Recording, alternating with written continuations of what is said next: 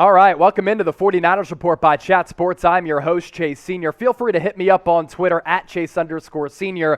Quickly approaching 5,000 followers on the Twitter sphere. Love interacting with the Niner gang. A juicy show coming your way. We start off with some injury news with some really notable players on this roster, namely Fred Warner, who went down very briefly in that thrilling win against the Bengals. Victory in overtime with an ankle injury. Did suffer that on Sunday. Still ended up playing every snap in that ball game. Here's the good news coming from the Kyle Shanahan press conference, in which he relayed to the media that Fred Warner, the second highest paid linebacker in the National Football League, a very key figure on DeMeco Ryans' defense, not expected to miss any time. Now, he might not be a full participant in practice all throughout the week, but the big news here with Fred Warner, he is not expected to miss any significant action, and this is a monster game coming up on Sunday at Levi Stadium in Santa Clara against an Atlanta Falcons team that's on the outside looking in the NFC playoff picture. As for Azeez Al-Shaair, a guy who's really burst onto the scene and become a breakout player this year, undrafted, played for Lane Kiffin in the college ranks, and he's really been one of the Niners' best defenders this year. Good news with him as well as the good vibes continue. Suffered an elbow injury against the Bengals, played a little bit more than half of the snaps in that dub. Right now, day-to-day, not expected to miss any extended action, ended up playing 42 of 71 snaps. Easy math there for a guy who's not good at math at the end of the day. As for Ambry Thomas, it wasn't Deommodore Lenoir who got the start at cornerback opposite of Josh Norman. It was Ambry Thomas, the third-round pick out of Michigan. That surprised some people on game day. Took a shot late in that game, and he really had an up-and-down campaign in that game, as we'll talk about. He's in concussion protocol for his status for that game on Sunday, somewhat up in question. Does have to clear concussion protocol in order for him to be active. The only two healthy cornerbacks as of right now on this roster, Josh Norman and the rookie Deommodore Lenoir. As for what Kyle Shanahan had to say about Ambry Thomas's first start, it was a little bit bumpy. Some good moments, some bad moments. You have to expect that with a guy getting his first extended action. If you remember earlier on in the season, he was inactive for a lot of those games. Quote from Shanny, "I liked how he looked out there. I thought it was the best that I've seen him look. The way he was throwing his body around, made some tackles. I thought he was really good in his jams off the line of scrimmage. So good that he got 2 penalties from it." We talked about that during our watch party. You got to join us for our watch parties, by the way. He's just got to lower his target area because he was jamming the receivers as good as I feel like we've had him since really he came here. He just has to be better jamming those wide receivers at the line of scrimmage. And I do want to hone in on what Kyle Shanahan said about that technique with Ambry Thomas, trying to get physical at the line of scrimmage with a first-round wide receiver in Jamar Chase, who's really having a historic rookie season when you stack that up with other rookies previously in NFL history. Ambry Thomas was trying to jam him at the line of scrimmage. It was bad technique. So for defensive backs coach Corey Unlin, that's something that I'm sure he's talking to Thomas about, if he didn't talk to him about it already during that game. Correctable technique. You can't jam him and put your hands up here and contact him in the face. That's illegal hands to the face penalty. Lower your target zone, hit him in the chest. That is something that you can correct along the way. And for Ambry Thomas, he was getting burned on some of those double moves. Those corner routes were really also hurting the 49ers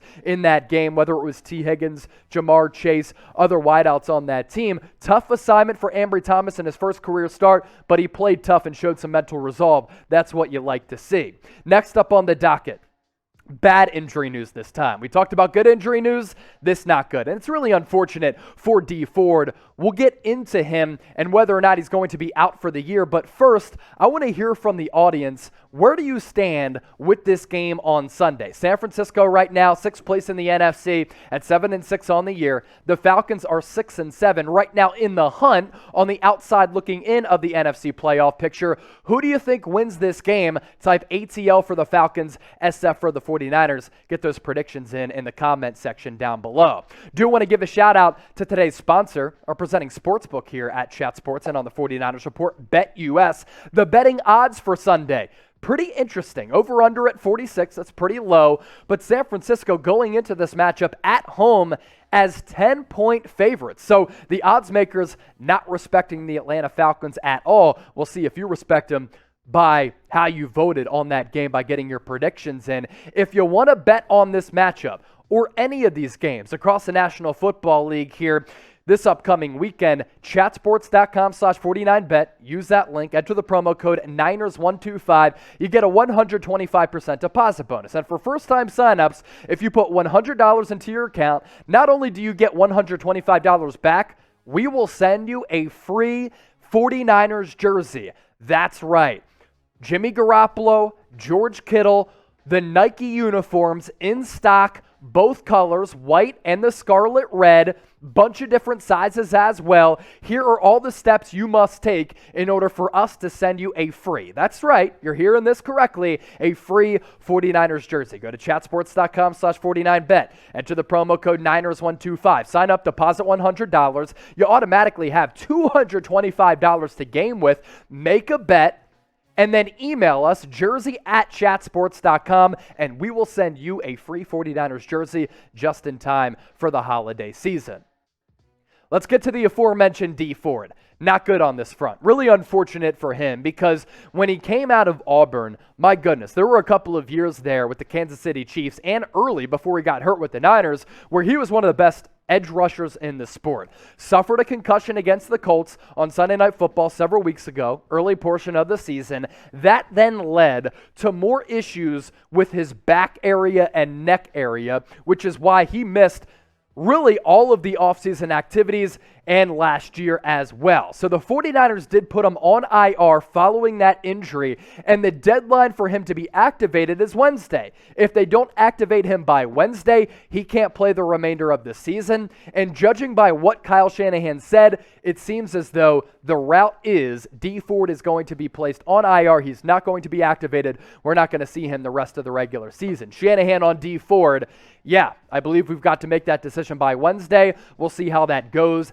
That's something that I never can predict, but I'll be surprised if he's back this year. I think we'll just have to continue playing without him. Now, the good news for the 49ers, they're pretty deep, and they have depth, along that defensive line, even without Dee Ford. And in 6 games, you saw some ability there. You saw the potential if he was able to stay healthy. The big question with Dee Ford, it is his health. But in 6 games, 3 sacks, 2 tackles for loss, 4 quarterback hits, 1 forced fumble. He was able to make some plays happen when he was on the field, but yet again, that has been the problem with Dee Ford, him staying on the field and his availability to this football team. Of course, the trade at the time has not really worked out in the Niners' favor. They traded away a 2020 second-round pick back in 2019, and I think that you can mess around with picks when you're getting a player the caliber of a Dee Ford. Here's where you can't mess around. It's with the dollar figures. And the Niners gave him a very fat contract, a 5-year deal worth up to $85.5 million, $33.5 million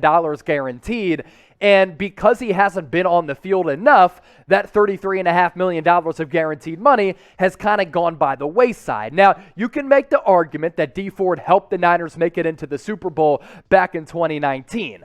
But yikes, 18 games in 3 years, that is not worth the money that you gave Dee Ford with that guaranteed cash of $33.5 million. In 2019, he was really good. Only played 11 games. That's when those injury issues started to creep up. 6.5 sacks for one of the best and most vaunted defenses in the National Football League that year under defensive coordinator Robert Saleh. But since then, man, that deal just has not worked out in the 49ers' favor. The truth is, bad contract, and that trade was certainly a swing and a miss. And for D, I hope that he can just continue to live a life in which he's not really dealing with pain on a day-in, day-out basis. I think it's safe to say he's not going to play for the Niners again, and I think it might be safe to say that we're trending toward Dee Ford never suiting up in the NFL again. I hope that I'm wrong because this guy, when he's right, is certainly a special player. I want to challenge you with this because I know a lot of people like to rip John Lynch, Kyle Shanahan, this front office for some of the decisions that they've made. And I actually give them credit because if you look at this roster, a lot of premier players on it, and you can't control injuries, but give me your one word to describe Dee Ford's Niners tenure, and give me those one words in the comment section right now. Lastly, Should Nick Bosa be Defensive Player of the Year? He is right in that conversation, along the likes of Micah Parsons, who I think maybe should win it, which is crazy to say because he's a rookie phenom out of Penn State playing for the Dallas Cowboys. He's there with TJ Watt. He's also up there with Myles Garrett. But let me make the argument as to why Nick Bosa should be named Defensive Player of the Year. One, he came back early off that torn ACL last year, and I can also make the argument that no defender has been more valuable to their team than Nick Bosa. Ask yourself this: where would the Niners defense be without the Bear? They'd be really bad. 18 tackles for loss this year. That's first among all players in the NFL. 14 sacks, that's top 5 as we're about to show you. 3 forced fumbles, and as producer Marshall Green pointed out, 28 quarterback hits. This guy has been wreaking havoc, breathing down the necks of opposing quarterbacks all year long, and he's top 5 in sacks. In fact, top 3 now. He's been moving up that ladder, especially after that really dominant performance against the Bengals on Sunday. TJ Watt, first place with 16, Myles Garrett with 15, then it's Nick Bosa and Robert Coyne with 14, and Trey Hendrickson, who left that game early on Sunday, of the Bengals with 12.5. So Nick Bosa within striking distance of being the NFL sack leader. Now, of course, he doesn't have the positional versatility that a Micah Parsons does, who's been playing basically every position on the defense, which is really crazy, but nobody in the NFL this year has faced more double teams than Nick Bosa. So every single game day, he is faced with a very difficult task of having to face a lot of double teams, and I'd make the argument that nobody has gotten held more than Nick Bosa, which also makes his job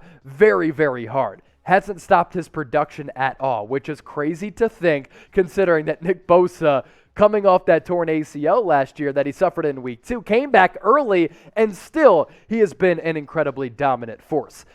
Really, Nick Bosa, George Kittle, Jimmy Garoppolo, Jawan Jennings, that is like the core that helped you win this game on Sunday. Of course, Brandon Ayuk with that game-winning touchdown, but without Nick Bosa and him sacking his former Ohio State teammate, Joe Burrow, a couple of times, I'm not sure that the 49ers were able to win that game. They were depleted and so thin in that secondary. A big reason they were able to make up for it and survive with that thin secondary, consistent pass rush, especially by Nick Bosa. As for awards, you have to think about it this way, and I kind of alluded to this earlier. What is their value to the team? You take an MVP away from their squad, how do they fare? You take Nick Bosa away from this defense, how do they fare? I think this defense would be tough to watch. They'd get gashed consistently by big plays. Nick Bosa, the Bear, he's going to get the bag here coming up soon. Is he going to get an award? We'll see after the year. If you think that he should be named Defensive Player of the Year, show him some love. You never know. The voters might see this video and say, damn, Nick Bosa, Niner gang showing out for DPOY. If you think he should be Defensive Player of the Year, hit that thumbs up icon and like the video.